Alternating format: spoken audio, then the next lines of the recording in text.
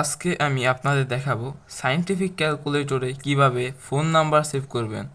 কোনো খাতা কলম ছাড়াই সায়েন্টিফিক ক্যালকুলেটরে কিভাবে আপনারা ফোন নাম্বার সেভ করবেন। সো সেটার জন্য আপনাকে এই ভিডিওটি ফুল দেখতে হবে। সো চলুন ভিডিওটি শুরু করা যাক। প্রথমে আপনারা যা করবেন, এখানে 0 দিবেন, দশমিক দিবেন।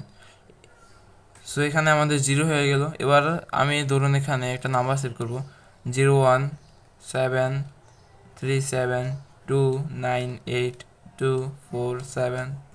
সো এই নাম্বারটি আমি এখানে সেভ করব। সো আমাদের কী করতে হবে, এখানে স্টোর বাটনটাতে ক্লিক করতে হবে। এবার আমাদের এই যে ABCDEFG, এই যে এখানে যে বাটনগুলো আছে 9টা বাটন, এখানে আপনাদের যে কোনো একটা ক্লিক করতে হবে। আমি এখানে ক্লিক করলাম। এখানে আমার মানটা সেভ হয়ে গিয়েছে, মানে নাম্বারটা সেভ হয়ে গিয়েছে। সো আমি যদি দেখতে চাই আলফা দিলেই আমাদের এখানে দেখিয়ে দিবে। দেখছেন এখানে আমাদের দেখিয়ে দিছে মানে ফোন নাম্বারটা। সো এখানে কয়টা নাম্বার আপনারা সেভ করতে পারবেন, এখানে আপনারা দেখুন এখানে কয়টা আছে, 4। এখানে আপনারা মোট 9টা নাম্বার সেভ করতে পারবেন।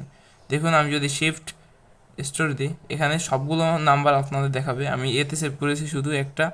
আমি যদি এখানে আরেকটি নাম্বার সেভ করে দেখাই,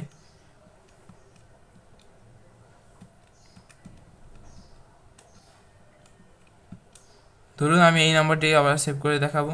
এখানে স্টোর বাটন প্রেস করব, তারপরে আমরা এখানে ক্লিক করব।